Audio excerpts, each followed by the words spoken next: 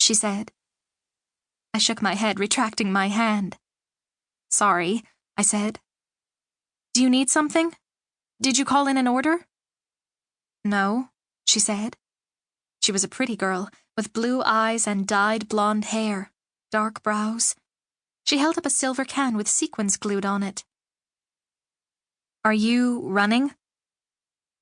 I stared at her, waiting for her to explain, but she just looked at me with raised brows. I realized now this wasn't anything about the restaurant, and my insides started to rattle. When I knew the procedure, I was fine handling customers, but something random like this made me want to tell people to ask for Luke.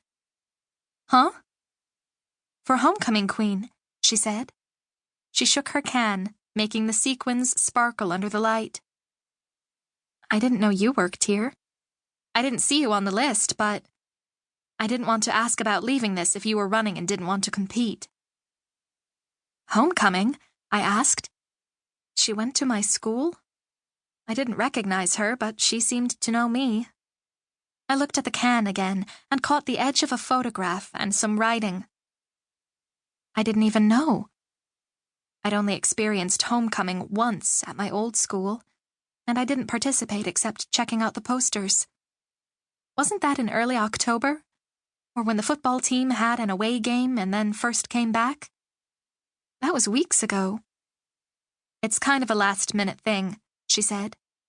We finally got the principal to approve, but we had to convince him we could raise enough money to have one. That's what the cans are for. The girls running for queen get additional votes for every dollar they earn. Oh, I said. Oh, wow. They weren't even going to have a homecoming?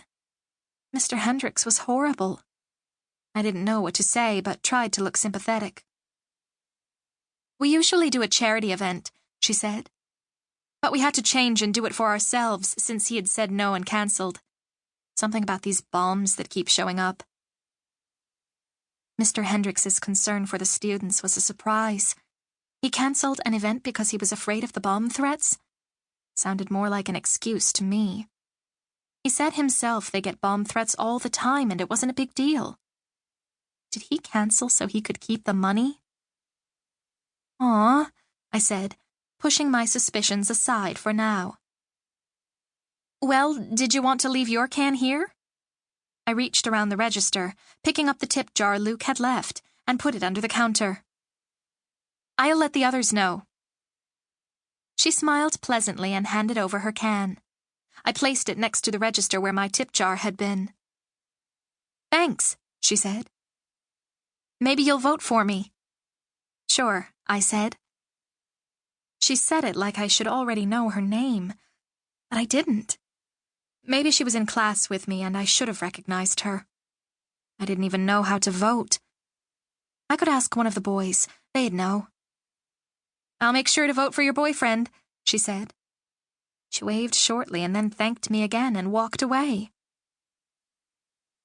I waved back, blinking and totally not registering what she had said. Boyfriend? Silas? Silas was running for homecoming king? I waited until Luke was finished chatting with a customer before I managed to catch his eye with a wave. He came over and leaned against the counter. A blonde length of hair fell against his face, covering his dark eyes, and he tucked it back behind his ear. Ready to go home? He asked. Or did you want another tour of the freezer? The last time he showed me the freezer, he'd nearly kissed me. I hadn't been back there since. Tempting, but I shook off the thought and then pointed to the can. 2 things. This girl walked in and left her homecoming donation can here. I hope it's okay. Homecoming? He picked up the jar, checking out the photo. Who is this? I don't know. She just came in and asked if she could leave it here. I told her she could. I realized now I probably should have asked for permission first instead of assuming. I didn't want to tell her no. Now that I thought about it, I wondered when she might be back for it, or if I had to return it to her. Oh, he said. He read the can. Jenny, don't